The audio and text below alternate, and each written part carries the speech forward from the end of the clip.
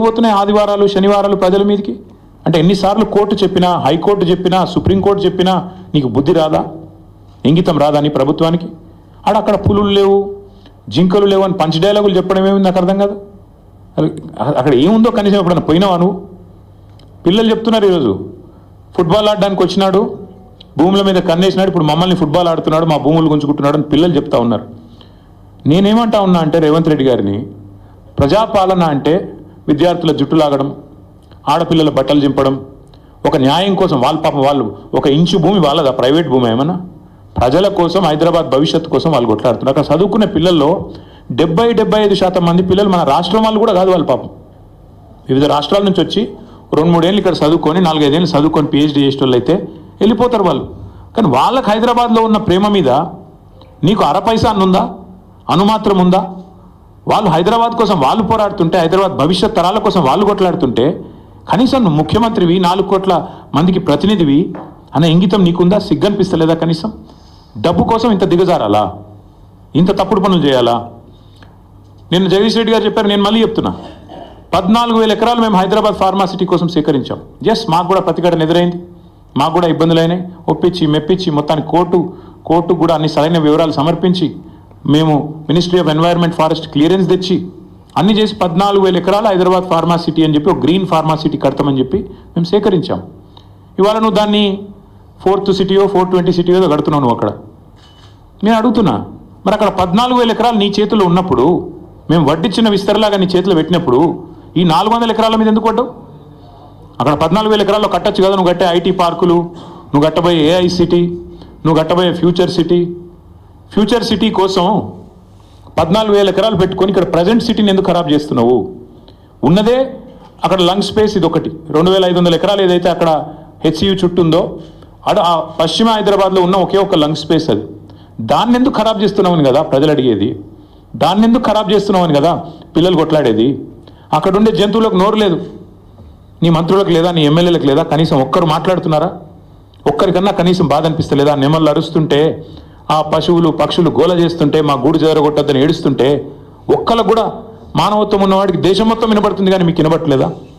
అందుకే నేను రేవంత్ రెడ్డి గారికి చెప్పేది, పిల్లలు అడుగుతున్నారాడా, ఏ యూనివర్సిటీ హే, రియల్ ఎస్టేట్ నహి అని చెప్పి నినాదాలు ఇస్తున్నారు. ఇక మళ్ళీ దాని మీద ప్రెస్ మీట్లు, ఇష్టం వచ్చినట్టు తిట్లు, మేము అవన్నీ చెప్పడానికి నేను రాలేదు. నేను ఇవాళ సూటిగా స్పష్టంగా ఒకటే విషయం చెప్తా ఉన్నా, మళ్ళీ మమ్మల్ని ఎవరు కూడా తప్పు పట్టవద్దని చెప్పి కూడా కోరుతా ఉన్నాం. మేము మా పార్టీలో కూడా పెద్దలు కేసీఆర్ గారు నిన్న మొన్న మా పార్టీ సమావేశాలు జరుగుతూ ఉన్నాయి జిల్లాల వారీగా. అక్కడ కొంతమంది ముఖ్యుల్ని కేసీఆర్ గారు పిలిపించారు. హైదరాబాద్ సంబంధించి, రంగారెడ్డి జిల్లా సంబంధించి, రాష్ట్రానికి సంబంధించి ముఖ్యులను పిలిచారు. పిలిచి మరి ఇట్లా పిల్లలు ఆందోళన చేస్తున్నారు, మనం ఏం చేద్దాం, ఏం స్టాండ్ తీసుకుంటే బాగుంటుంది అని చెప్పి పార్టీలో కూడా కేసీఆర్ గారు చర్చించారు. చర్చించిన తర్వాత మేమందరం ఒక నిర్ణయం తీసుకున్నాం. ఆ నిర్ణయాన్ని చెప్పడానికే ప్రత్యేకంగా ఈరోజు ఈ ప్రెస్ మీట్ పెట్టడం జరిగింది. మేము అనుకున్నది ఏంటి అంటే, హైదరాబాద్లో ఈరోజు కాదు, మీరు ఒకసారి మా ట్రాక్ రికార్డ్ చూస్తే కూడా, మేమేదో కొత్తగా ఇవాళ పర్యావరణ ప్రేమికులు కాలేదు, కొత్తగా మేమేమి మాట్లాడడం లేదు. హైదరాబాద్కి మా ప్రభుత్వం ఉన్నప్పుడు మేము చేసిన ఎఫర్ట్స్ వల్ల ప్రపంచంలో ప్యారిస్, బొగోటా లాంటి నగరాలను తలదన్ని గ్రీన్ సిటీ అవార్డు కూడా 2022లో మన ప్రభుత్వం ఆనాడు హైదరాబాద్ సిటీకి సాధించి పెట్టింది. హరిత విప్లవాన్ని సృష్టించింది తెలంగాణ అని చెప్పి ఆనాడు జాతీయ అంతర్జాతీయ media green revolution mission Kakatiya అనండి, హరితహారం లాంటి కార్యక్రమం నుండి దానివల్ల అద్భుతాలు సృష్టించిన తెలంగాణ అని చెప్పి మరి ఆనాడు జాతీయ అంతర్జాతీయ సంస్థలు రాశాయి. ఇది మీ ప్రభుత్వ రిపోర్టే, మాది కాదు. 7.7% గ్రీన్ కవర్ పెరిగింది కేసీఆర్ గారి ప్రభుత్వంలో అని చెప్పి ఫారెస్ట్ సర్వే ఆఫ్ ఇండియా ఇచ్చిన రిపోర్టు మీ MCRHRD వెబ్సైట్లో ఉంది, ముఖ్యమంత్రి గారు కావాలంటే చూసుకోవచ్చు. 270 కోట్ల మొక్కలు నాటి హరిత విప్లవాన్ని సృష్టించిన ప్రభుత్వం మాది. హైదరాబాద్, కొరియాలో జరిగిన ఒక అంతర్జాతీయ ఈవెంట్లో ప్యారిస్ని, బొగోటాని, మెహికోని వీటన్నిటిని కాదని ఆనాడు అంతర్జాతీయ అవార్డు గెలుచుకున్న సందర్భంగా జాతీయ పత్రికల్లో వచ్చిన వార్తలు. జాతీయ స్థాయిలో forest survey of India Telangana ranks first in the nation in environment conservation forest cover. ఇది మా ట్రాక్ రికార్డ్, ఇది మేము సాధించిన విజయాలు. ఇక మళ్ళీ అదే మాట మళ్ళీ ఒకసారి, హరితహారం వల్ల మేము HMDAలో చేసిన ఎఫర్ట్స్ వల్ల గ్రీన్ సిటీ అవార్డు వచ్చిన విషయం.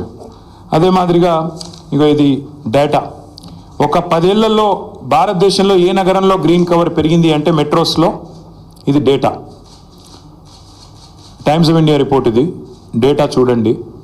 బొంబాయి, ఢిల్లీ, చెన్నై, అదేవిధంగా కోల్కతా, బెంగళూరు, హైదరాబాద్ ఇవన్నిటిని కలిపి చూస్తే హైదరాబాద్లో అత్యధికంగా గ్రీన్ కవర్ పెంచింది తెలంగాణ ప్రభుత్వం కేసీఆర్ గారి హయాంలో అని మరి జాతీయ స్థాయిలో వచ్చిన రిపోర్ట్స్.